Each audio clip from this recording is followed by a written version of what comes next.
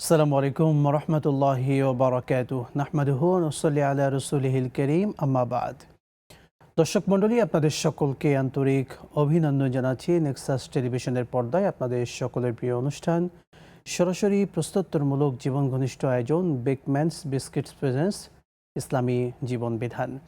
দর্শক, এই সুন্দর অনুষ্ঠানের মাধ্যমে আপনাদের করা বিভিন্ন মাসালার জবাব দেওয়া হয়ে থাকে, একই সঙ্গে ইসলামের একটি গুরুত্বপূর্ণ দিক নিয়ে আলোচনা করা হয়ে থাকে যে বিষয়গুলো আমাদের জীবনকে পরিবর্তন করতে পারে।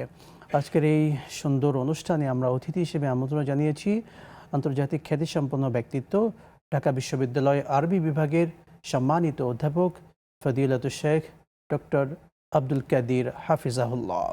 আসসালামু আলাইকুম ওয়া রাহমাতুল্লাহি ওয়া বারাকাতুহু। ওয়ালাইকুম আসসালাম ওয়া রাহমাতুল্লাহি ওয়া বারাকাতুহু। শেখ কেমন আছেন? আলহামদুলিল্লাহ। আপনি কেমন আছেন? আলহামদুলিল্লাহ, আপনাকে আন্তরিক অভিনন্দন আজকের আয়োজনে। ধন্যবাদ। দর্শক মণ্ডলী, আমাদের এই সুন্দর অনুষ্ঠানে আপনারা প্রশ্ন করতে চাইলে স্ক্রিনে দেখানো নাম্বারে ফোন করে প্রশ্ন করুন। সেই সাথে নেক্সাস টেলিভিশন ইসলামিক ফেসবুক পেজে গিয়েও কমেন্ট বক্সে প্রশ্ন রাখতে পারেন। দর্শক, আমরা আজকের এই সুন্দর আয়োজনে আলোচনা করতে চাই জনস্বাস্থ্য রক্ষায় ইসলামী শিক্ষা। ইসলাম আমাদের স্বাস্থ্য সচেতনতার ব্যাপারে খুবই গুরুত্ব আরোপ করেছে। কোরআন সুন্নাহ এই ব্যাপারে বহু নির্দেশনা আমরা পাই। আমরা শারীরিকভাবে সুস্থ থাকবো, আমাদের দায়িত্ব আছে নিজেকে সুস্থ রাখতে, সামাজিক দায়িত্ব আছে, রাষ্ট্রীয় দায়িত্ব আছে আমাদের এই সমাজকে, পরিবেশকে, জনগণকে সুস্থ রাখার জন্য। চলুন, প্রত্যেকের কী কী ভিন্ন দায়িত্ব রয়েছে এবং এই দায়িত্বে কেউ যদি অবহেলা করে, গাফলতি করে, সেটারও কিন্তু পরিণাম রয়েছে। আমরা এই সকল বিষয়গুলো আজকের আলোচনায় নিয়ে আসার চেষ্টা করব। একই সঙ্গে অপেক্ষায় রইলাম আপনাদের ফোনের। ইনশাআল্লাহ তাআলা আপনারাও ফোন করুন, জানবেন জীবনের যে কোনো বিষয়। শেখ, আপনাকে অভিনন্দন জানাচ্ছি। একই সঙ্গে আমরা আজকের যে মূল বিষয় জনস্বাস্থ্য রক্ষায় ইসলামী শিক্ষা, আমাদের স্বাস্থ্য সুরক্ষার জন্য আমরা কি ভূমিকা রাখতে পারি এবং স্বাস্থ্য সুরক্ষা, সুস্থ থাকার জন্য ইসলাম কি নির্দেশনা আমাদেরকে দিচ্ছে। ধন্যবাদ বিজ্ঞ উপস্থাপক। চমৎকার বিষয় এবং সময় উপযোগী বলা যেতে পারে, এই কারণে যে আমরা বেশ কয়েকদিন যাবৎ দেখছি যে হামের প্রাদুর্ভাবে আমাদের দেশ নাকাল হয়ে আছে। আমাদের কোমলমতি প্রতিদিন অসংখ্য মারা যাচ্ছে। আমরা সাধারণ মানুষ মৃত্যুবরণ করলে এটাকে শোকটাকে কিছুটা প্রশমিত করা যায়, কিন্তু ছোট্ট বাচ্চারা যখন মারা যায়, তাও আবার যখন এই প্রাণঘাতী ব্যাধিতে এবং যেটার কোনো প্রতিকার হচ্ছে না, আমরা সবসময় এটা কামনা করে থাকি দেশের কাছ থেকে, রাষ্ট্রের কাছ থেকে, তারা যেন প্রিভেন্টিভ ট্রিটমেন্টটা দিয়ে অন্তত পক্ষে বাচ্চাদেরকে বাঁচার ব্যবস্থা করেন। কিন্তু সেটা যখন বিঘ্ন হয়, বাধাগ্রস্ত হয়, তখনই আমাদের চিন্তাটা, আমাদের পেরেশানিটা একটু বেড়ে যায়। তো যাই হোক, এখানে প্রশ্নটা হচ্ছে যে জনস্বাস্থ্য রক্ষায় ইসলামী শিক্ষা। সত্যিকার অর্থেই আপনি যা বলেছেন যথার্থই বলেছেন যে মানুষের স্বাস্থ্য সচেতনতার জন্য ইসলামের অনেকগুলো টিপস আছে, যেগুলো আমরা কোরআনুল কারিমেও দেখেছি, আমরা হাদিসে রাসূল আকরাম সাল্লাল্লাহু আলাইহি ওয়াসাল্লামের বাণী থেকে দেখেছি, যদিও এই স্বল্প সময়ে হয়তো অত কথা বলা যাবে না। আমরা যদি সেই বিষয়গুলো একটু দেখি, যেমন মনে করুন আমরা স্বাস্থ্য সুরক্ষার জন্য পরিচ্ছন্নতাকে একটা বড় গুরুত্ব হিসেবে নিতে পারি। আর নাজাফাতু মিনাল ঈমান, রাসূল আকরাম সাল্লাল্লাহু আলাইহি ওয়াসাল্লাম বলেছেন পরিচ্ছন্নতা ঈমানের অংশ। শুধু তাই নয়, কোরআনুল কারীম বলেছে ইন্নাল্লাহা ইউহিব্বুত তাওয়াবিন ওয়া ইউহিব্বুল মুতাতাহহিরিন। আল্লাহ বলছেন যে আল্লাহ তাআলা যারা আল্লাহর কাছে তওবা করে তাদেরকে এবং যারা পরিচ্ছন্ন থাকে তাদেরকে আল্লাহ ভালোবাসেন। তো আল্লাহর ভালোবাসা পেতে হলে যে বিষয়টি দরকার সেটা হলো পরিচ্ছন্নতা রক্ষা করা। এবং আমরা দেখি কোরআনুল কারীমে যেরকম বলেছেন, ঠিক তেমনি আমরা আমাদের শরঈ বিধানগুলো যখন পালন করতে যাই, তখনও দেখি যে সিম্পলি যদি আমরা কোরআনুল কারীম পড়তে যাব, আমরা ধরতে যাব, তখনই কিন্তু নির্দেশনা এসেছে যে আমাদেরকে উজু করতে হবে, লা ইয়ামাসসুহু ইল্লাল মুতাহহারুন, পবিত্রতা ব্যতীত কোরআনকে স্পর্শ করা যায় না। ৫ ওয়াক্ত নামাজ পড়বেন আপনি, ৫ ওয়াক্ত নামাজ পড়তে হলেও কিন্তু আপনাকে উজু করতে হবে, এবং সেই উজুর মধ্যে যে বিধান আছে, 4টা ফরজ পন্থা আছে, যে কুমতুম মিনাস সালাতি ফাগসিলু উজুহাকুম ওয়া আইদিয়াকুম ইলাল মারাফিক ওয়ামসাহু বিরুউসিকুম ওয়া আরজুলাকুম ইলাল কাবাইন। জি শেখ, আপনি চমৎকার বলছিলেন। একজন দর্শককে নিয়ে আমরা আবারও ফিরব। আসসালামু আলাইকুম রাহমাতুল্লাহ। কে আছেন দর্শক? নাম বলে প্রশ্ন করুন। জি, ওয়ালাইকুম আসসালাম ওয়া রাহমাতুল্লাহি ওয়া বারাকাতুহু। হুজুর নীলা বলছিলাম পাবনা থেকে। আমি একটা কোশ্চেন করব। ফরজ মানে ফজরের সালাতের পরে ইশরাকের পরে যে দোহা থাকে, দোহার আগে কি হচ্ছে কোনো নফল নামাজ পড়া যাবে, নাকি দোহা পড়ে তারপরে মানে জোহরের আগে পড়তে পারবো? মানে নফল, যে কোনো নফল, সালাতুন হাজত হতে পারে, এমনি নিয়তের নফল হতে পারে, পড়া যাবে কিনা দোহার আগে? আমরা বুঝতে পেরেছি, যুক্ত থাকুন, আমাদের শেখ বলবেন। পরের দর্শককে নিচ্ছি। সালামু আলাইকুম, কে আছেন বলুন দর্শক। ওয়ালাইকুম সালাম। হ্যালো ভাই, আমি ঢাকা উত্তরা থেকে হামিদা বলছি। কালকে ভাই আমি পছন্দ করছিলাম, আমার কেটে গেছে, বলতে পারিনি। আচ্ছা বলুন প্লিজ। এই আমি এবার আমার রোজা রাখছি, 5টা রাখার কথা, 5টা রাখছি, ধর্মের যত 5টা রাখে। তো 5টার পরে আমি আগেও সুস্থ ছিলাম, রাখতে পারিনি। পরে অসুস্থ ভালো হয়েছে, রাখার পর 5টা রাখার পরে 6টার যখন 6টার সময় আমার ওই যে মাগরিবে 20 মিনিট আগে রোজাটা ভেঙে গেছে, মানে মেন্স হয়ে গেছে। যে আমি এত কষ্ট করে 5টা রাখছি, আরেকটা যে আমি রাখতে পারি না, এটা কি পরবর্তীতে আমার রাখতে হইব নাকি আমার এটা সব পাবো কিনা ভাইয়া? আমরা বুঝতে পেরেছি, যুক্ত থাকুন, ইনশাআল্লাহ শেখ জবাব দেবেন। শেখ, দ্বিতীয় প্রশ্নটি আগে নিচ্ছি। তিনি শাওয়াল মাসে 6টি রোজা রেখেছিলেন, কিন্তু ঠিক 6ষ্ঠ দিনে মাগরিবের পূর্বে আসরের পরে আমাদের বোনের শারীরিক যে অসুস্থতা প্রত্যেক মাসিক হয়ে থাকে সেটি হয়ে গিয়েছে, অর্থাৎ রোজাটি তার ভেঙে যায়। এক্ষেত্রে যে একটা রোজা তার মিস হলো, শাওয়াল মাস তো অতিক্রম হয়ে গিয়েছে, এক্ষেত্রে তিনি কি করবেন, করণীয় কি? আসলে তার যে রোজাটা 6টা রোজা রাখলে যে সোয়াবটা পেতেন, সেই 6টা সোয়াবের জন্য তার কিন্তু ইচ্ছার কোনো কমতি ছিল না। তিনি যে কারণে ভেঙেছেন সেটা কিন্তু সেখানে তার নিজের কোনো হাত ছিল না, সেটাও স্রষ্টার বিধান, তিনি সেভাবে করেছেন। কিন্তু রোজাটা যেহেতু ভেঙে গেছে, দেখবেন একটা নফল রোজাও যদি আপনি রাখেন এবং সেটা যদি ভেঙে যায় তাহলে সেটা আদায় করা কিন্তু ওয়াজিব হয়ে যায়। সুতরাং 5টি দিন রোজা রেখেছেন, 5টা দিন তিনি সওয়াব পাবেন, কিন্তু 6ষ্ঠ রোজাটি যেহেতু তিনি ভেঙে ফেলেছেন, যে কোনো কারণে ভাঙতে হয়েছে, সুতরাং তিনি এটা পরবর্তীতে কাজা করে নেবেন, আদায় করে নিলে হয়ে যাবে ইনশাল্লাহ। জি, স্বাভাবিক, এখন চাইলে নিয়ত করে আদায় করে ফেলতে পারেন তিনি। করতে পারেন। জাযাকাল্লাহ। আমাদের পূর্বের দর্শকের পাবনা থেকে আমাদের বোন যে প্রশ্ন রেখেছিলেন, ইশরাকের সালাতের পরে অর্থাৎ সালাতুদ দোহা এর আগে যে সময়টা থাকে, এই সময়ের ভেতরে তিনি অন্যান্য নফল নামাজ যেমন সালাতুল হাজত রয়েছে বা অন্যান্য নফল নামাজ আদায় করতে পারবেন কিনা? আসলে বিষয়টা হলো 3টার সময় রাসূল আকরাম সাল্লাল্লাহু আলাইহি ওয়াসাল্লাম বলেছেন 3টার সময় নামাজ পড়া হারাম। একটা হলো সূর্য উদয়ের সময়, একটা ঠিক মাঝামাঝি যখন মাথার উপর থাকে সূর্য এবং যখন অস্তমিত হয়। এই 3 সময়ের পরে যে কোনো সময়ই কিন্তু যে কোনো নফল পড়া যায়। শুধু কিছু সময় বাকি আছে, তার মধ্যে একটা হলো ফজরের নামাজের পর, ধরেন নামাজ পড়ে ফেলেছে, সূর্য উদয়ের আগ পর্যন্ত পড়া যাবে না। আসর পড়েছেন কিন্তু মাগরিবের আগ পর্যন্ত পড়া যাবে না, এগুলো নিষেধ আছে। কিন্তু যেই সময়টা উনি ইন্ডিকেট করেছেন, এই সময়ে নামাজ পড়ে কোনো ক্ষতি নেই। উনি যেই ধরেন চাষের নামাজটা বলেন, ইশাকের নামাজ বলেন, এগুলো ম্যান্ডেটরি একটা সময় পিরিয়ড আছে, এর বাইরে আগে পরে অনেক সওয়াব নামাজ পড়া হয়, এগুলো কোনো সমস্যা নেই ইনশাল্লাহ। উনি যতই পড়বেন ততই সওয়াব পাবেন। শুকরান, জাযাকাল্লাহ। শেখ, আমরা চলে যাচ্ছি মূল বিষয়ে। জনস্বাস্থ্য রক্ষায় ইসলামের নির্দেশনা নিয়ে আমরা আপনার থেকে শুনছিলাম। শেখ, নিজেকে সুস্থ রাখতে আমাদের কি করণীয়, ব্যক্তির দায়িত্ব কি, সেটা কোরআন সুন্নাহ? আসলে ব্যক্তির অনেক দায়িত্ব আছে। আপনি যদি কোরআন সুন্নাহর আলোকে যদি আপনি ব্যক্তির দায়িত্ব দেখতেছেন, তাহলে সেটা হলো যে আপনি 5 ওয়াক্ত নামাজ পড়বেন। এই 5 ওয়াক্ত নামাজ পড়তে গেলেই আপনাকে কিন্তু ওই উজুর ব্যাপারটি আসে, আপনাকে সালাতের ওই গোসলের ব্যাপারটা আসে।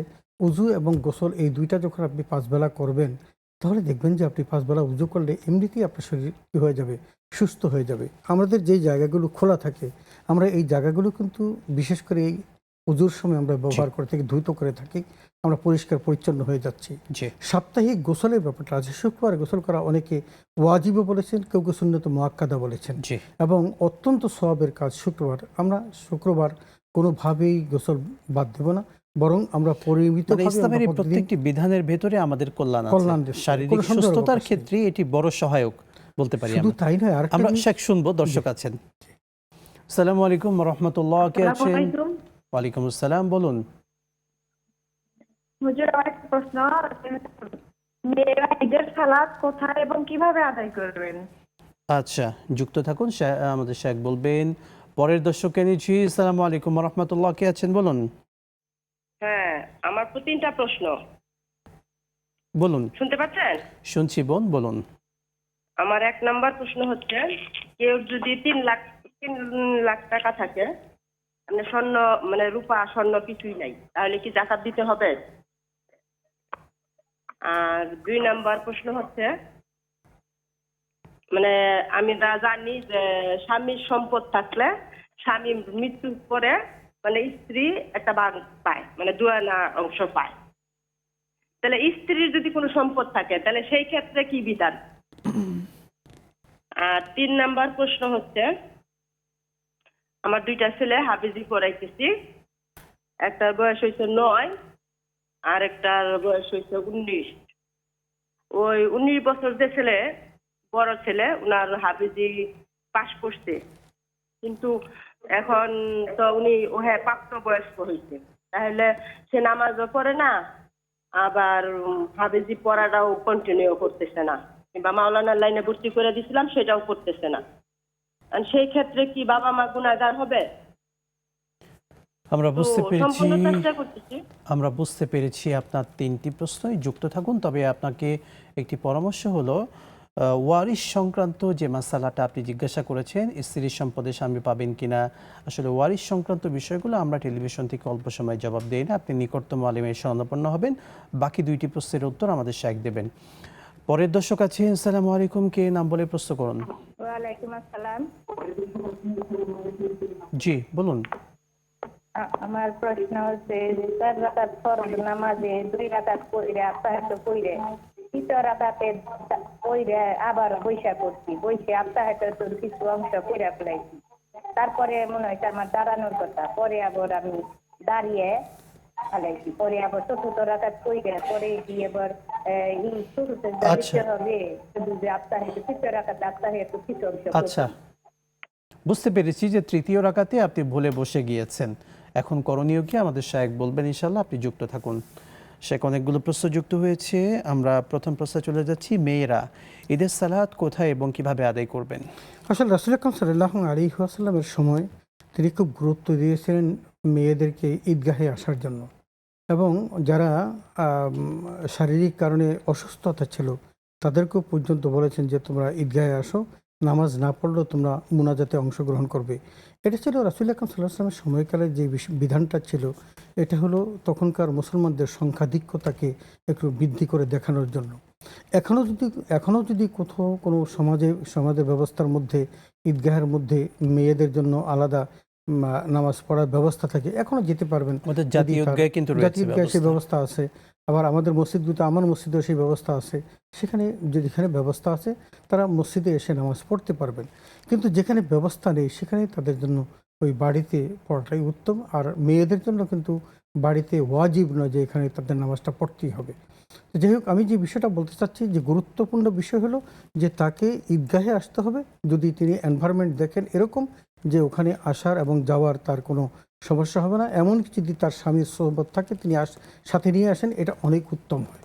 জি, আল্লাহ বুঝে তৌফিক দান করুন। পরের প্রশ্ন নিচ্ছি। আমাদের বোনের প্রশ্ন ছিল, শুধুমাত্র 3 লাখ টাকা রয়েছে, অন্য কোনো সম্পদ নেই, এক্ষেত্রে তার জাকাত দেওয়া লাগবে কিনা? আসলে শরীয়তে জাকাতের বিধানটা ছিল এরকম, 7.5 ভরি স্বর্ণ অথবা 52.5 তোলা রূপা অথবা সমপরিমাণ টাকা। এখন ধরেন আজকে সোনার দাম অনেক বৃদ্ধি পেয়েছে, যেটা এখন হিসাব করলে 18-19 লাখ টাকা হয়ে যায়, আর রূপার দামটা মাত্র 2 থেকে 2.5 লাখ টাকার মধ্যে। রূপার দাম আমরা যদি শেখ সনাতন পদ্ধতির যে রূপা আছে, গত 14 তারিখের হিসেবে আমি দেখেছিলাম রূপার দাম 1,78,500 টাকা হয়, 52.5 ভরি, 3400 3450 টাকা ভরি। সেই হিসেবে 1,80,000 টাকার মতো থাকলে কিন্তু জাকাত। এক্স্যাক্টলি এটা আমি বলতে চাচ্ছিলাম যে কারো কাছে যদি 1,80,000 টাকা বা তার বেশি থাকে তাহলে তাকে কিন্তু জাকাত দিতে হবে। একটা জিনিস মনে রাখতে হবে যে এটা হলো গরিবের হক। আমি যদি আমি রূপার মাপে যদি আমি আমার নেশাবটাকে নির্ধারণ করি তাহলে গরিব উপকৃত হবে, এবং সেটা কিন্তু দেখা উচিত। জি, আমরা শুনবো শেখ ইনশাআল্লাহ বিরতির পরে আরো বিস্তারিত। প্রিয় দর্শক মণ্ডলী, নেক্সাস টেলিভিশনের পর্দায় আপনারা উপভোগ করছিলেন আপনাদের প্রিয় অনুষ্ঠান বিগম্যানস বিস্কিটস নিবেদিত ইসলামী জীবন বিধান। সময় হলো ছোট্ট বিরতি, সঙ্গেই থাকুন, ফিরছি ইনশাআল্লাহ।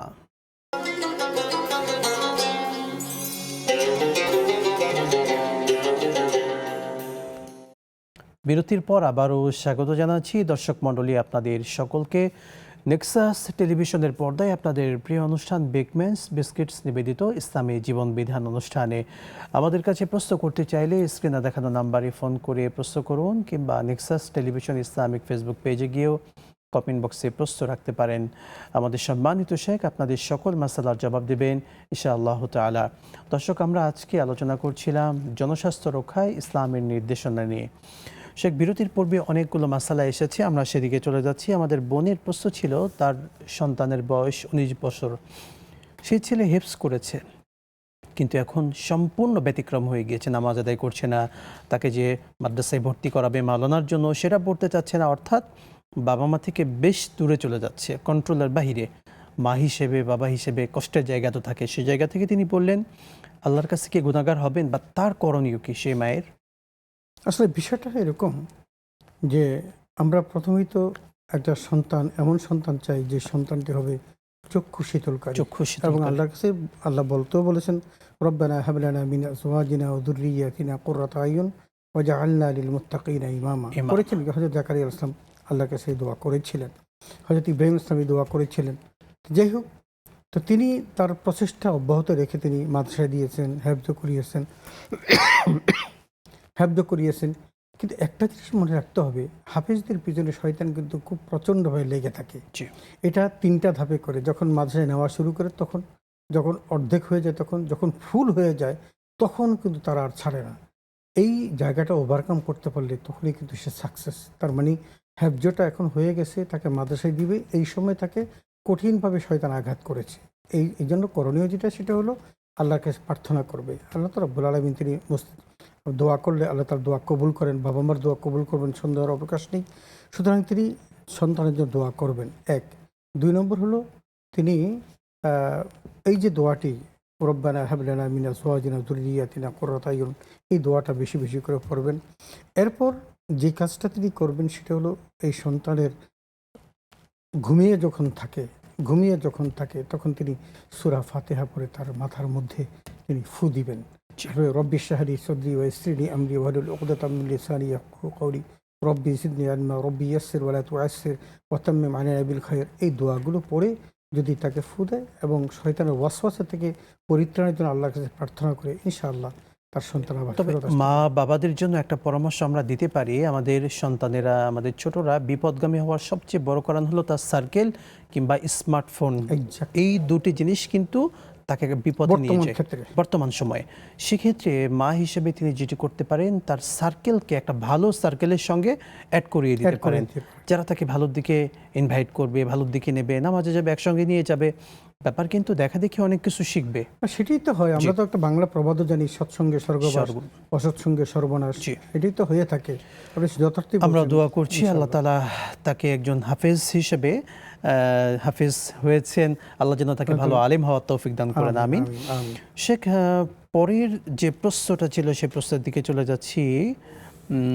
তৃতীয় রাকাতে সালাতে যদি ভুলে বসে পড়েন, এক্ষেত্রে কোনো গুনাহ হবে কিনা, বা এক্ষেত্রে সালাতটা কিভাবে শেষ করবেন? সাজদা দেওয়া লাগবে কি লাগবে না? আসলে তিনি যখন তৃতীয় রাকাতে, তার তো দাঁড়ানোর কথা ছিল, তিনি বসে পড়েছেন। তার মূল কাজটা ছিল দাঁড়িয়ে যাওয়া, কিন্তু বসে পড়েছেন। এখন তিনি চতুর্থ রাকাত শেষ করে তিনি যখন আত্তাহিয়াত পড়বেন, পরে তিনি একটা সালাম ফিরিয়ে তিনি 2 বার সিজদা করবেন, করে আবার তিনি সেখানে নামাজটা শেষ করে দিবেন। এতটুকু করলেই তার নামাজ বিশুদ্ধ হয়ে যাবে ইনশাআল্লাহ। জি, ওর কথা এখানে তিনি একটা ওয়াজিব তরক করেছেন, সাহু সিজদা দিবেন ইনশাআল্লাহ। আমরা দর্শককে যুক্ত করছি। আসসালামু আলাইকুম ওয়া রাহমাতুল্লাহ। কে আছে নাম বলে প্রশ্ন করুন। হ্যালো, আসসালামু আলাইকুম। ওয়া আলাইকুম আসসালাম, বলুন।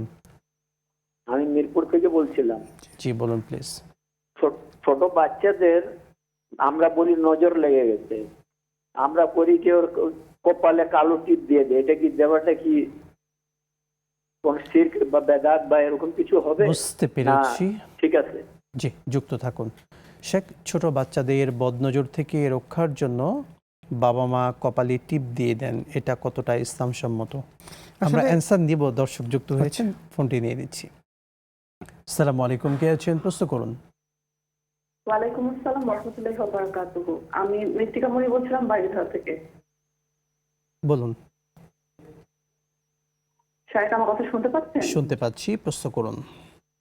যে আমার কোয়েশ্চেন হচ্ছে, একটা ফ্যামিলিতে যদি হাজবেন্ড এবং ওয়াইফের দুইজনেরই ইন্ডিভিজুয়াল নিসাব পরিমাণ প্রপার্টি থাকে, তাহলে কি দুইজনকে আলাদাভাবে কোরবানি দিতে হবে, নাকি একসাথে যে কোনো একজন কোরবানি দিলে সেটা আদায় হয়ে যাবে? আর জয়েন্ট ফ্যামিলির ক্ষেত্রে এর রুলসটা আসলে কি? জয়েন্ট ফ্যামিলিতে ভাইরা ভাইরা যে একসাথে থাকে, এদেরও কি সবার একসাথে যে কোনো একটা কোরবানি দিতে হবে নাকি আলাদা আলাদা সবার কোরবানি দিতে হবে? আচ্ছা, আর আমার আরেকটা কোয়েশ্চেন হচ্ছে জি, যে বলুন। মেয়েরা যে নুপুর পরে, কাচের চুড়ি পরে, এগুলোর তো একটা সাউন্ড আছে, তো এগুলো পরে নামাজ পড়লে কি নামাজ আদায় হবে নাকি ভুল হয়ে যাবে? আমরা বুঝতে পেরেছি বোন, যুক্ত থাকুন। শেখ বলবেন। আমরা অনেকগুলো শেখ প্রশ্ন পেলাম, সেদিকে চলে যাচ্ছি। প্রথমত, বাচ্চাদেরকে বদনজর থেকে রক্ষার জন্য কপালে টিপ দেয়া কতটা ইসলাম সম্মত? আসলে বিষয়টা এরকম, একটা সুন্দর বাচ্চাদের দিকে সবারই নজর পড়ে, তো ওই নজরটাকে একটু ডিমোরালাইজ করার জন্য কপালের এক কোণে একটা কালো টিপ দেওয়া হয়। আসলে এগুলো সবই বেদাতি বিষয়। এটা সবচেয়ে বড় উত্তম হলো যখন তিনি বের হবেন, কখন হবে এটা? এটা হয় রাস্তাঘাটে হবে, জি। যখন কোথাও তাকে নিয়ে যাবে, তখন তাকে যদি সূরা নাস এবং সূরা ফালাক পড়ে যদি ফু দিয়ে তাকে বের করে নেওয়া হয়, ইনশাআল্লাহ এই সকল কিছু থেকে সে মুক্তি থাকবে, তার আর এই সমস্ত ওই টিপ দেওয়ার প্রয়োজন হবে। আল্লাহ রাসূল সাল্লাল্লাহু আলাইহি সাল্লাম কিন্তু হযরত হাসান হুসাইন রাদিয়াল্লাহু তাআলা আনহুমা তাদেরকে একটা ছোট্ট দোয়া পড়ে ফু দিতেন। ওয়াইদুকুমা বিকালিমাতিল্লাহি তাম্মাতি মিন কুল্লি শাইতানিন ওয়া হাম্মা ওয়া মিন কুল্লি আইনিল লাম্মা। এই দোয়াটি পড়বেন। বাবা মা কিন্তু চাইলে এই দোয়াটি পড়তে পারেন, পারেন। পরে বাচ্চাকে ফু দিতে পারেন। আশা করছি এখন কারোর জন্য কষ্ট হলে সূরা ফালাক এবং সূরা নাস সূরা নাস, এবং এটা তো নিঃসন্দেহে গুরুত্বপূর্ণ। জি, অবশ্যই। জি শেখ, আমরা পরের প্রশ্নে চলে যাচ্ছি। কোরবানির ক্ষেত্রে আমাদের বোন যেমনটি প্রশ্ন রাখলেন, জয়েন্ট ফ্যামিলিতে কোরবানির বিধান কি? যদি নিসাব পরিমাণ, একই ফ্যামিলিতে কয়েকজন ব্যক্তি থাকেন কিন্তু তারা এখনও এক হাঁড়িতে খান, অর্থাৎ জয়েন্ট ফ্যামিলি, এক্ষেত্রে কোরবানির বিধানটা কি হবে? প্রত্যেকে কি দেবেন নাকি পুরো পরিবারের পক্ষ থেকে একজন দিলেই হয়ে যাবে? ধন্যবাদ। আসলে কোরবানির বিধানটা হলো এরকম যে কারো যদি নেশাব পরিমাণ সম্পদ থাকে, ওই দিন না থাকুক, যে কোনো দিন ওই 365 দিনের মধ্যে যে কোনো একদিন তার এই নেশাব পরিমাণ সম্পদ তার কাছে ছিল, এখন হয়তো তার কাছে নেই, তাকেই কিন্তু জাকাত দিতে হবে, এই কোরবানি করতে হবে। এখন যৌথ ফ্যামিলির মধ্যে যদি মনে করেন চারজনই ইনকাম করে এবং চারজনের মধ্যেই তার নেশাব পরিমাণ সম্পদ আছে, এই চারজনকেই সমানভাবে জাকাত ইমাম আবু হানিফা রাহিমাহুল্লাহ এই মতামত দিয়েছেন। এখন আবার উনি আবার স্বামী স্ত্রীর কথাও বলেছেন। স্বামী এবং স্ত্রী দুজন যদি উপার্জন কম হন এবং দুজনে যদি তারা এই নেশাব পরিমাণ সম্পদ থাকেন, তাহলে তারাও কিন্তু ইন্ডিভিজুয়ালের পর আলাদা আলাদা দিবেন। তবে এই সিস্টেমে দিবেন, যেমন একটা গরু করেছেন, সেখানে তার স্ত্রীর এক নাম থাকবে, তার নিজের এক নাম থাকবে, দুটা বাচ্চা থাকলে তাদের দুজনের নাম থাকবে। ওই বাচ্চাদেরটা বাবা হয়তো বেয়ার করলো, আর উনি স্ত্রী তার নিজেরটা করলো, এভাবে তিনি করেন। তবে তাকে পূর্ণাঙ্গ দিতে হবে, কি বলে, টাকা দিতে হবে। এক নামের জন্য যতটুকু টাকা তার আসবে, এই টাকাটুকু তাকে দিতে হবে।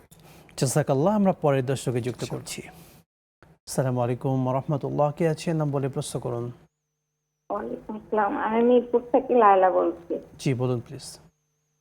যে কোনো ফরজ নামাজ পড়ার পরে দোয়া কবুল হয়, তো আমি কি দোয়া মাসুরা পড়ার পরে হাত উঠিয়ে দোয়া করব, তারপরে সালাম ফিরে সুন্নত নামাজ পড়ব?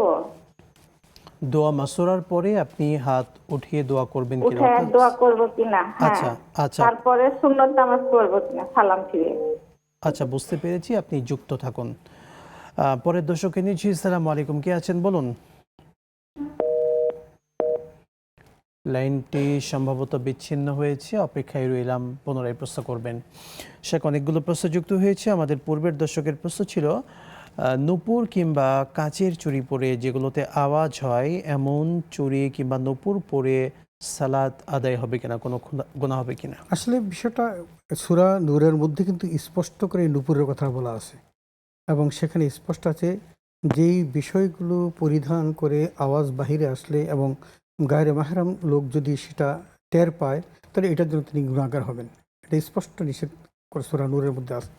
সুতরাং যেটা নিষিদ্ধ সেই জিনিস পরিধান না করাটাই উত্তম। তবে যেখানেও তিনি এটা পরে যদি নামাজ পড়েন এবং সে আওয়াজ যদি বাহিরের কোনো গায়রে মাহরাম কেউ যদি শুনতে না পান, তাহলে তার জন্য কোনো ক্ষতি হবে না, নামাজ হয়ে যাবে। কিন্তু তার মনে রাখতে হবে এটা যেন গায়রে মাহরামের নজরে না যান এবং তাদের কানে যেন এই আওয়াজটা না যায়। যদি যায় তাহলে কিন্তু তার মধ্যে উৎসুক্য থাকবে যে না জানি তিনি কতই না সুন্দর, এই জাতীয় কোনো টেন্ডেন্সি তৈরি হবে, এমন কাজ করা যাবে না। এখানে আরেকটা গুরুত্বপূর্ণ তথ্য হচ্ছে শেখ, আমরা যে বদনজর কিংবা কালো জাদুতে আক্রান্ত হয়ে ব্ল্যাক ম্যাজিক যেটাকে আমরা বলি, দুষ্ট জিন যে আমাদের ক্ষতি করতে চাই, বিশেষ করে যে নূপুরের আওয়াজ হয় কিংবা চুরির যেগুলো আওয়াজ হয়, এগুলোর মাধ্যমে কিন্তু এই দুষ্ট জিনগুলো ক্ষতি করার বিশাল একটা সুযোগ পায়। সেই জন্য এই সমস্ত বিষয়গুলো, নূপুরগুলো অ্যাভয়েড করা উচিত, যেটার ভিতরে ঝনঝন আওয়াজ হয়। এমনকি বাচ্চাদেরকে আমরা যে বিভিন্ন ঝনঝনি টাইপের বিভিন্ন খেলনা টাইপের দিয়ে থাকি, যেগুলোর ভিতরে আওয়াজ হয়, এগুলো কিন্তু না দেওয়াটা উচিত, দেওয়া উচিত না, কারণ ক্ষতি হওয়ার সম্ভাবনা খুব বেশি থাকে। আল্লাহ আমাদেরকে বোঝার তৌফিক দান করুন, আমিন।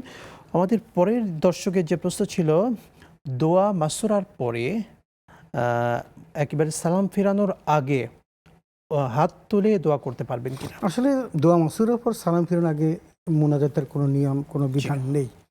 একটা জিনিস আমাদের মনে রাখতে হবে, যখন ফরজ নামাজ আদায় করা হয় তখন ফরজ নামাজের যে বিধানগুলো আছে এর মধ্যে কোনো ব্যত্যয় ঘটানোর কোনো সুযোগ নেই। আমরা বড় বড় দীর্ঘ সেজদার কথা শুনেছি, রুকুর কথা শুনেছি, এগুলো কোনোটাই কিন্তু ফরজ নামাজ ছিল না। রাসূল আকরাম সাল্লাল্লাহু আলাইহি ওয়াসাল্লাম করেছেন, সাহাবায়ে কেরাম করেছেন, এগুলো সবই নফল নামাজে ছিল।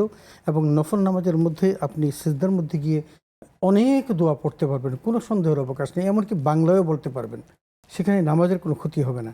কিন্তু ফরজ নামাজে সেই কাজটা করা যাবে না। তবে এগুলো করতে হবে দুই সিজদার মাঝখানে দীর্ঘ সময় নিয়ে আপনি মুনাজাত বলতে পারবেন, কিন্তু দোয়া মাসুরার পর মুনাজাত করার কোনো বিধান আমরা দেখি। দোয়া মাসুরা কিন্তু সম্পূর্ণ একটা দোয়া, এটাই দোয়া, এটাই কিন্তু দোয়া। এবং দোয়া মাসুরার পরিবর্তে আমরা যেটা পড়ি, এটার পরিবর্তে কিন্তু অনেক দোয়া রয়েছে, আমরা সেই দোয়াগুলো পড়তে পারি। এবং মজার বিষয় কি, আমরা এটা বুঝি না যে পুরো সালাতই একটা দোয়া। সূরাতুল ফাতিহা পড়ছি, সেটা একটা দোয়া। দোয়া মাসুরা সম্পূর্ণরূপে দোয়া, মানে পুরো সালাতটাই একটা দোয়া। এটা আমরা বুঝতে পারলে কিন্তু এটা আমাদের জন্য যথেষ্ট হয়েছিল। জাযাকাল্লাহ। আমরা আবারও ফিরবো আপনার কাছে বিরতির পরে। প্রিয় দর্শক মণ্ডলী, নেক্সাস টেলিভিশনের পর্দায় আপনারা উপভোগ করছিলেন আপনাদের প্রিয় অনুষ্ঠান বেকম্যানস বিস্কিটস প্রেজেন্স ইসলামী জীবন বিধান। সময় হলো ছোট্ট বিরতি, সঙ্গেই থাকুন, আবারও ফিরছি ইনশাআল্লাহ।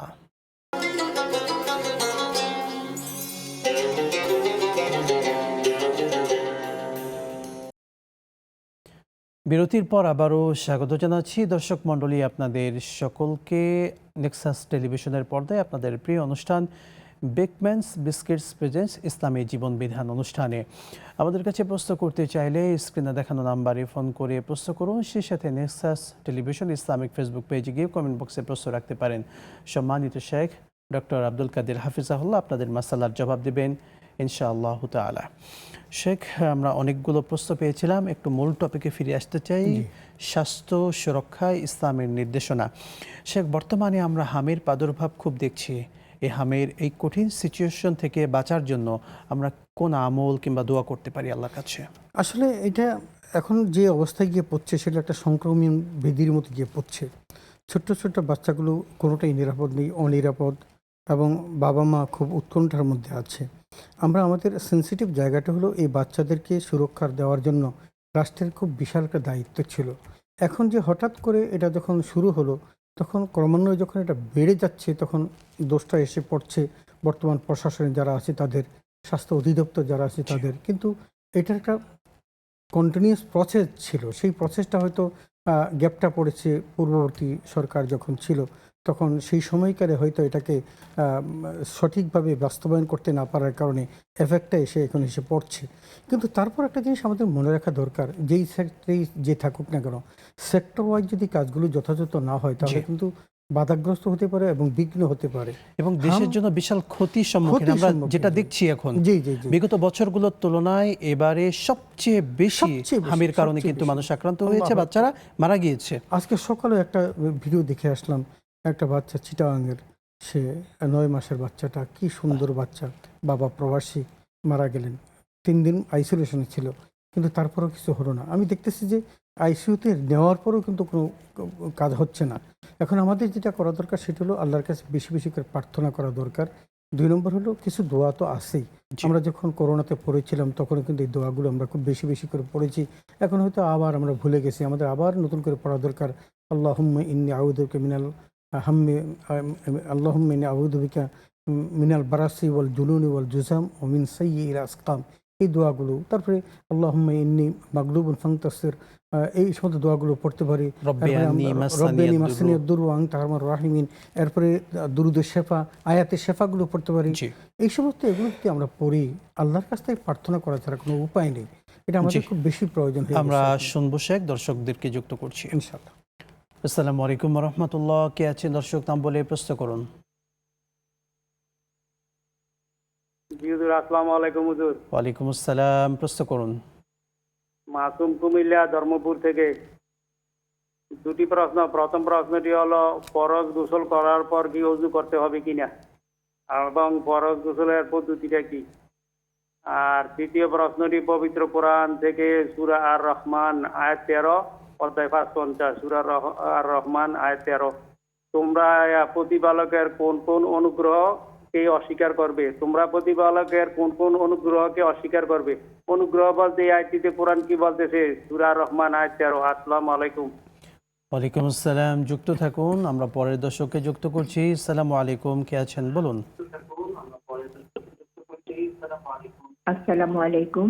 ওয়ালাইকুম আসসালাম, বলুন। আমার একটি প্রশ্ন সম্মানিত শাইখের কাছে, সেটা হলো যে আমি তাকবীরের ব্যাপারে জানতে চাচ্ছি।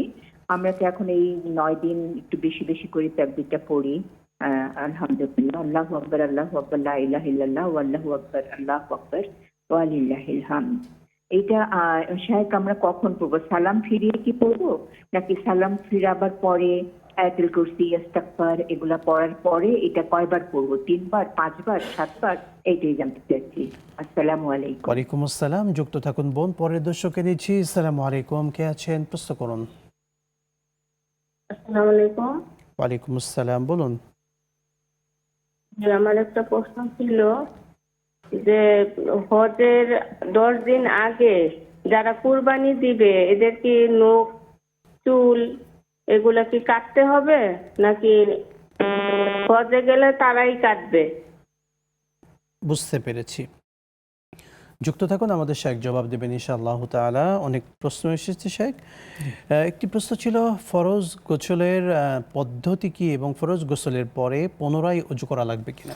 এই ফরজ গোসলের মধ্যে যেমন 3টা ফরজ আছে, উজুটা করতে হবে উজুর মতোই, এবং সেখানে 3টা যে ফরজ আছে সেই 3টা ফরজকে, যেমন গড়গড়ার সাথে কুলি করা, সমস্ত শরীর ধৌত করা এবং নাকে নরম জায়গা পর্যন্ত পানি পৌঁছানো, এটা হলো তার উজুর মধ্যে এই কাজটা করে নিবে। কিন্তু উজুটা তাকে করতে হবে পারফেক্টলি, যেভাবে আল্লাহ জাল্লা শাআনুহু করতে বলেছেন, ফাগসিলু উজুহাকুম ওয়া আইদিয়াকুম মিনাল মারাফিক ওয়ামসাহু বিরুউসিকুম ওয়া আরজুলাকুম মিনাল কা'বাইন। এভাবে উজুটা করে যখন তিনি গোসলটা করবেন, এতেই তার গোসল সম্পন্ন হয়ে যাবে।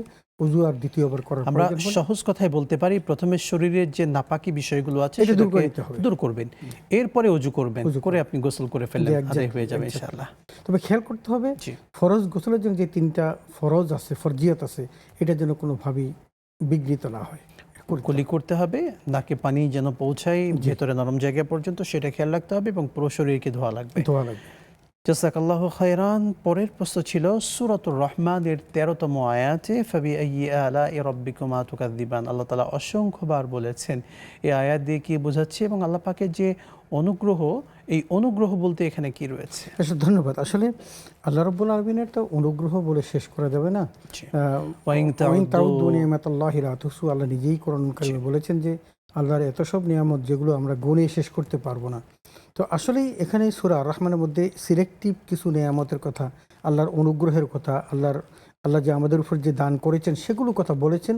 বলে আল্লাহ বলেছেন ফাবিআইয়ি আলাই রাব্বিকুমা তুকাযযিবান, আল্লাহর কোন কোন এই অনুগ্রহগুলোকে তুমি অস্বীকার করতে পারো। তার মানে আগে উল্লেখ করেছেন যে এইটা আল্লাহ করেছেন, এটা করেছেন, এটা করেছেন, এটা করেছেন, এবং এগুলোর মধ্যে তুমি কোনটা অস্বীকার করতে পারো। দ্যাট মিনস আল্লাহ যে সমস্ত অনুগ্রহ তোমার প্রতি করেছেন এগুলোকে স্বীকৃতি দিয়ে আল্লাহর প্রতি সেজদাবনত হওয়া এবং তার প্রতি কৃতজ্ঞতা প্রকাশ করা, এটি হলো আমাদের মূল কাজ। জি, শুকরান, জাযাকাল্লাহ। আমাদের বোনের প্রশ্ন ছিল, যেহেতু জিলহজ মাসের শুরু থেকে তাকবীরের একটা বিধান রয়েছে, এই তাকবীর কখন, কিভাবে এবং কতবার পড়বেন? আসলে আল্লাহ তাআলা কোরআন কারিমে ওয়াজকুরুল্লাহ ফি আইয়ামিন মা'দুদা, এটা বলে আল্লাহ তাআলা আমাদেরকে সর্বত্র জিকির করতে বলেছেন, এবং সেটা জিলহজ মাসের প্রথম থেকে একেবারে 10 তারিখ পর্যন্ত। 1 2 নম্বর হলো স্পেসিফিক্যালি আমরা 9 জিলহজের ফজরের থেকে শুরু করে 13 জিলহজ আসর পর্যন্ত আইএমএ তাশরিকে আমরা তাকবীরটা পড়বো, আল্লাহু আকবার, আল্লাহু আকবার, লা ইলাহা ইল্লাল্লাহু, আল্লাহু আকবার, আল্লাহু ওটা আকবার, প্রত্যেক ওয়ালিল্লাহিল 5 হামদ। ওয়াক্ত নামাজের এটা পরে। প্রত্যেক নামাজের 5 ওয়াক্ত নামাজের ফরজ নামাজের পরে সালাম ফেরানোর পরেই কিন্তু একবার একাকী পড়ি, অথবা আমরা জামাতে বদ্ধভাবে পড়ি, আমরা এই ইয়াটা পড়বো, তাকবীরটা পড়বো। ছেলেরা তো জোরে পড়বেন, জোরে পুরুষরা, পড়বে, মেয়েরা একটু আস্তে আস্তে পড়বেন। জি, কিন্তু পড়তে হবে। যদি কেউ ভুলে যান, দ্যাট মিনস নামাজে একসাথে পড়লেন, একাকি পড়লেন, কিন্তু তানি সালাম ফিরালেন কিন্তু মনে নেই, জি। যখন মনে পড়বে তখনই কিন্তু আদায় করে নেবে, কারণ এটা ওয়াজিব, এটা জি। আদায় করতেই হবে। আর এমনিতে জিলহজ মাস শুরু হওয়ার পর থেকে কি আমলটা করতে পারবেন? জি জি, অবশ্যই অবশ্যই করতে পারবে। জি। এবং সেখানে জিকিরের অনেকগুলো পদ্ধতি বলা হয়েছে, যেহেতু এবং আলাদা এই আলাদা- তাকবীরে তাশরিকের কিন্তু আমরা নির্দিষ্ট পদ্ধতি বলবো না, যত বেশি পড়তে পারি। যত বেশি পড়তে পারে, এক্স্যাক্টলি সেটাই, যত বেশি পড়তে পারে। তবে 5 ওয়াক্ত নামাজে ওই 9 জিলহজ থেকে 13 জিলহজ পর্যন্ত, এই ফজর থেকে ওই আসর ওইটা হলো পর্যন্ত, নির্দিষ্ট। ওইটা নির্দিষ্ট, ওইটা করতেই আর এছাড়া জিলহজ মাসে আমি যতটুকু পারি যতটুকু পড়বো পড়তে পারি। ইনশাআল্লাহ। জাযাকাল্লাহু খাইরান। পরের যে প্রশ্ন ছিল, কুরবানি দাতার চুল নখ কাটা লাগবে কিনা, আসলে এই বিধানটা কি শুধুমাত্র যারা হাজী সাহেব আছেন, হজে গিয়েছেন তাদের জন্য, নাকি হজ ব্যতীত পুরো বিশ্বে যারা আছেন তাদের জন্য এই বিধান? ধন্যবাদ। আসলে হযরত উম্মে সালামার হাদিস কিন্তু এটা। জি। হযরত উম্মে সালামা রাদিয়াল্লাহু তাআলা বলছেন যে কেউ যদি জিলহজের চাঁদ দেখে এবং সে যদি নিয়ত করে যে আমি কোরবানি করব, তাহলে সেই জন্য তার নখ না কাটে, বগলতল এবং মোচ, চুল, এই সমস্ত এগুলোর জন্য সে ওই জিলহজ মাসের পূর্বেই সে কর্তন করে নেয়। জি। এর মধ্যে কোরবানি করার আগে যেন সে এই জায়গাগুলোতে হাত না দেয়। এবং এটার একটা সওয়াবের কথা অন্য একটা হাদিসে বলেছে, কেউ যদি এভাবে তিনি নখ কাটা বন্ধ রাখতে পারেন, মোচ কাটা বন্ধ রাখতে পারেন, বা বিভিন্ন সব কিছু বন্ধ রেখে তিনি যদি কোরবানি করতে পারেন, তাহলে তার একটা উমরার সওয়াব পাওয়া যাবে, এরকম একটা হাদিসে পাওয়া যায়। সুবহানাল্লাহ। যদি এগুলো বিভিন্নভাবে হাদিসগুলো এসেছে। শেখ, আমি সম্পূরক যদি একটি মাসালা জানতে চাই, যাদের উপর কোরবানির বিধান আবশ্যক নয়, জি। কোরবানি ওয়াজিব হয়নি, তারাও কি এই আমলটা করতে পারবেন? করতে পারবে, করতে পারে। জি। তবে যাদের জন্য ম্যান্ডেটরি হলো যারা কোরবানি করবেন, সেটা উম্মে সালামার হাদিসে কিন্তু ওটাই বলা হয়েছে, যদি কেউ যদি জিলহজের চাঁদ দেখে জি। এবং সে যদি কোরবানি করতে চায়, সে যেন এটা করে, অন্যরা না করলে কোনো গুনাহ হবে না, বা এটা যিনি কোরবানি করবেন তিনিও যদি না করেন গুনাহ হবে না, তবে তার সওয়াবটা হবে যে এই কাজটা করতে পারলে তিনি একটা আল্লাহ উমরার সওয়াব বোঝার পাবেন। তৌফিক দান করুন, আমিন। পরের দর্শককে নিচ্ছি। আসসালামু আলাইকুম ওয়া রাহমাতুল্লাহ, কে আছেন, প্রশ্ন করুন। আসসালামু আলাইকুম দর্শক, বলুন। আচ্ছা হুজুর, আমার হলো দুইটা প্রশ্ন। মনে করেন যে আমি ঈদের দিন কুরবানি দিতে পারলাম না, ঠিক না, এদের যে সমস্যা, যার জন্য ঈদের পরের দিন যদি আমি একটা কোরবানি করি, আপনার যেখান থেকে ছাগলটা কিনবো ওইখান থেকে কি কষ্ট করে দিয়া কাইটা আনতে পারবো? ওখান থেকেই আর আরেকটা, দ্বিতীয় মনে করেন যে আমি কুরবানি দিতে পারলাম না, দ্বিতীয় দিন মনে করেন যে আমি বাজার থেকে ছাগলটা কিনলাম, কিনা আবার ওইখান থেকে কি কষাই দিয়ে আমি কেটে আনতে পারবো কিনা? আচ্ছা, বুঝতে পেরেছি। পরের প্রশ্ন। আচ্ছা, আমরা বুঝতে পেরেছি। বিরতি থেকে ফিরে এসে আমাদের শায়েখ জবাব দেবেন ইনশাআল্লাহ। দর্শক মণ্ডলী, নেক্সাস টেলিভিশনের পর্দায় আপনারা উপভোগ করছিলেন বেকম্যানস বিস্কিটস প্রেজেন্টস ইসলামী জীবন বিধান। সময় হলো আরও একটি ছোট্ট বিরতি, সঙ্গেই থাকুন, আবারও ফিরছি ইনশাআল্লাহ।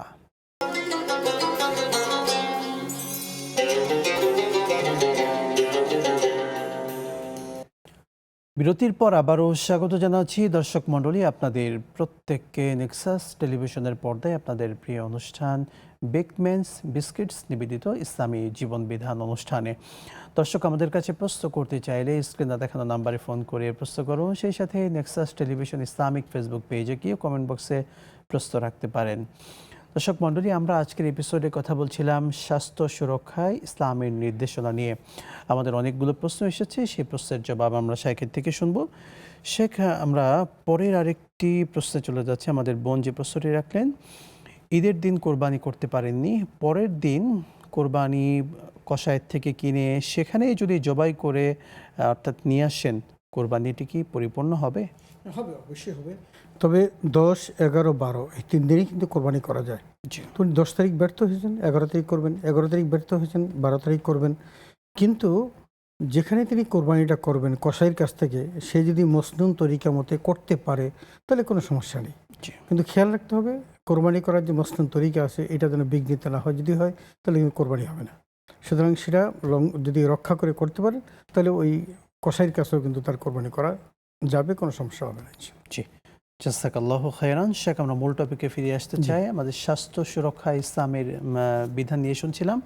শেখ, আমরা রাষ্ট্রের নাগরিক হিসেবে আমাদের যে মৌলিক অধিকার, স্বাস্থ্য বা চিকিৎসা আমাদের কিন্তু মৌলিক অধিকার, আমরা এই মৌলিক অধিকারটি রাষ্ট্রের নাগরিক হিসেবে কি পাচ্ছি শতভাগ?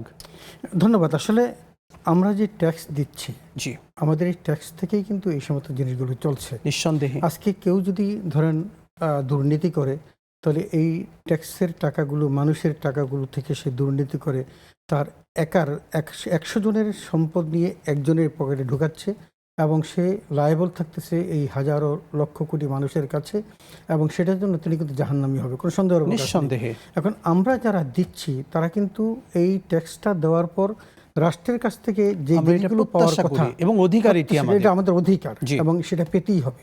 এবং আজকে যারা এই ক্ষতিগ্রস্ত হচ্ছেন, এই ক্ষতিগ্রস্ত পরিবারগুলো, আমি মনে করি এই ক্ষতিগ্রস্ত পরিবারগুলো যদিও তাদের সন্তানদেরকে ফেরত দেওয়া যাবে না, কিন্তু একটা আর্থিক তাদেরকে দেওয়া, প্রণোদনা দেওয়া উচিত যে আমরা ব্যর্থ হয়েছি, এই ব্যর্থতার কারণে আপনাকে এই সুযোগটা দিলাম।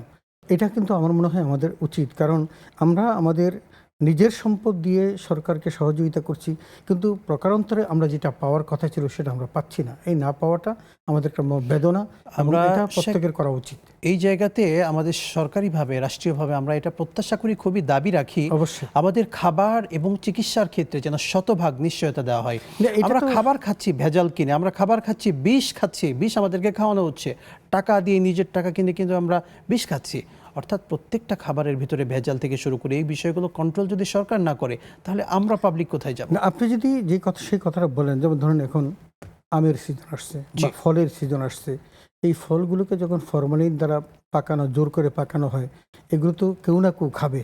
আমরা, আপনি, আমি খাবো, কিনে দিয়ে খাবো, পয়সা দিয়ে কিনে তারপরে খাবো, কি খাবো, বিষ খাবো, এবং সেগুলো থেকে আমরা ক্ষতিগ্রস্ত হব, আমাদের জনস্বাস্থ্য ক্ষতিগ্রস্ত হবে। এই যে জনস্বাস্থ্য ক্ষতিগ্রস্ত হবে এটা দেখার দায়িত্ব কিন্তু সরকারের। আমাদের এই প্রত্যেকটা সেক্টরে কিন্তু লোক আছে, টাকাও খরচ হচ্ছে, প্রতি মাসে যাচ্ছে, কিন্তু কাজটা হচ্ছে না।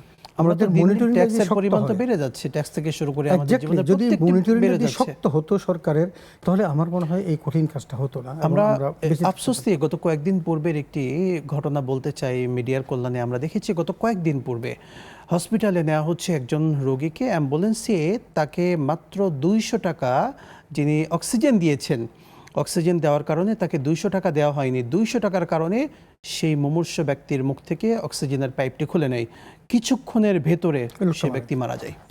মিডিয়ার কল্যাণে দেখেছি। এটি আমাদের দেশের চিত্র শেখ, কিন্তু সরকারের ভূমিকা কোথায়? আমি এটা তো আপনি দেখেছেন, আমি আরেকটা ঘটনা দেখেছি, সেটা হলো এই এক হসপিটালে দেখলাম যে রোগীকে ডাক্তার মারতেছে, 2 জন ডাক্তার মিলে। কারণটা কি অবশ্য আমরা সেটা দেখি নাই, ফেসবুকের কল্যাণে দেখলাম। তো এই যে অসঙ্গতিগুলো, আপনি একটা অসঙ্গতি বললেন, আমি একটা অসঙ্গতি দেখালাম, এই যে অসঙ্গতিগুলো, এগুলো যদি সত্যিকার মনিটরিংটা হতো এবং প্রত্যেকেই নিজ নিজ সেক্টরে যদি কাজ করতো, স্বাস্থ্যমন্ত্রী আছেন, স্বাস্থ্য উপদেষ্টা আছেন, তারপরে মনে করেন স্বাস্থ্যের ডিজি আছেন, হেলথের ডিজি, এই সকলেই যদি তাদের কাজগুলো যথাযথ করতেন, শুধু তাই নয়, খাদ্যকে ভেজালমুক্ত করার জন্য কিন্তু একটা মনিটরিং সেল আছেন, তারা কিন্তু প্রতি মাসেই টাকা নিচ্ছেন, এবং বিএসটি আমাদের এগুলো তদারকি করছেন, কিন্তু বিএসটি এর তদারকির লোগো আছে ঠিক, কিন্তু বিএসটি এর কোনো তদারকি সেখানে চলছে না। এই বিষয়গুলো যদি আমরা ওভারকাম করতে না পারি এবং দেখতে না পারি, এবং সরকার যদি এগুলোর প্রতি যত্নশীল না হয়, তাহলে জনস্বাস্থ্য ক্রমান্বয়ে খারাপের দিকে যাবে এবং এগুলোকে ঠিক করা যাবে না। আপনি দেখুন আমাদের সব সেক্টরে, বিশেষ করে ঔষধের জায়গাতে যদি দেখেন, সেখানে ভেজাল ঔষধ আছে, মানে ভেজালের ভিড়ে সঠিক কোনটা ভালো কোনটা সেটা কিন্তু আমরা পাচ্ছি না, বোঝা যাচ্ছে না। আমরা অনেক সময় দেখি, যেমন মনে করেন ইনসুলিন, এটা একটা ডায়াবেটিস রোগীর জন্য একটা জীবন বাঁচানোর জন্য একটা ব্যবস্থা, অথচ এই ইনসুলিনের মধ্যে 2 নম্বর আছে। আপনি যদি সঠিক ইনসুলিন না দিতে পারেন তাহলে কিন্তু আপনার ডায়াবেটিসটা আর বেড়ে যাবে। তো এই যে বিষয়গুলো, এগুলো তদারকি যদি না করা হয়, আমার বিশ্বাস যথাযথ বলেছেন, যদি জনস্বাস্থ্য রক্ষার জন্য যদি এই বিষয়গুলো মনিটরিং না করা হয় এবং কঠিনভাবে হস্তক্ষেপ না করা হয়, প্রত্যেকে যদি নিজের দায়বোধ থেকে যদি শক্ত না হয়, তাহলে কিন্তু ওই রাসূল সাল্লামের ওই হাদিস থেকে তারা পাকড়াও হবেন, কুল্লুকুম রাইন ও কুল্লুকুম মাসউলুন রাইয়াতিহি। একদিন তাকে জিজ্ঞেস করা হবে এবং সেদিন যদি তিনি প্রশ্নের যথাযথ উত্তর দিতে না পারেন তাকে কিন্তু জাহান্নামে যেতে হবে। শেখ, আপনি ঢাকা বিশ্ববিদ্যালয়ের একজন অধ্যাপক, দেশের সবচেয়ে বড় বিশ্ববিদ্যালয়, এবং সেই হিসাবে আপনি বিভিন্ন রাষ্ট্রে সফর করেছেন, গিয়েছেন, দেখেছেন। আমাদের বহিরাবিশ্ব যেগুলো আছে, বহির্বিশ্বের চিকিৎসা ব্যবস্থা এবং আমাদের দেশের চিকিৎসা ব্যবস্থা দুই দিকের যদি একটু কম্পেয়ার করতেন। আসলে আমার দেখা মতে আমি নিজেও গিয়েছি, আমার আত্মীয় স্বজন বিভিন্ন দেশে আছে, আমেরিকা, কানাডা, অস্ট্রেলিয়া, বিভিন্ন জায়গাতে আছে। তাদের কাছ থেকে দেখেছি বিদেশের চিকিৎসা ব্যবস্থা এক্সপেন্সিভ, এটা ঠিক, কিন্তু আমাদের দেশের মতো হজবরল নয়। এটা ঠিক আছে, বিদেশের চিকিৎসা ব্যবস্থা অন্য দেশের চেয়ে আমাদের দেশের চিকিৎসা ব্যবস্থা একেবারেই খুব কম কস্টলি না। এটা আমি যেটা বলবো সেটা বিদেশে কিন্তু একটা মজার বিষয় যে সেখানে সরকার কিন্তু এটাতে কন্ট্রিবিউট করে, কারণ সরকার তো ট্যাক্স দিচ্ছে সেই দায়বদ্ধতা থেকে। এক্স্যাক্টলি। আমি আমার জ্যাঠেশকে আমি একবার প্রশ্ন করেছিলাম যে উনি কানাডা থাকেন, উনি বলেন যে আমাদের সমস্ত খরচ তো সরকার বহন করে। আসলে সেখানে একটা হাসি দিলেও যদি ফোন করা হয় সাথে সাথে লোক চলে আসে, কেন সে হাসি দিল, কেন তার মধ্যে ঠান্ডা লাগলো, এগুলো মনিটরিং করা হয়।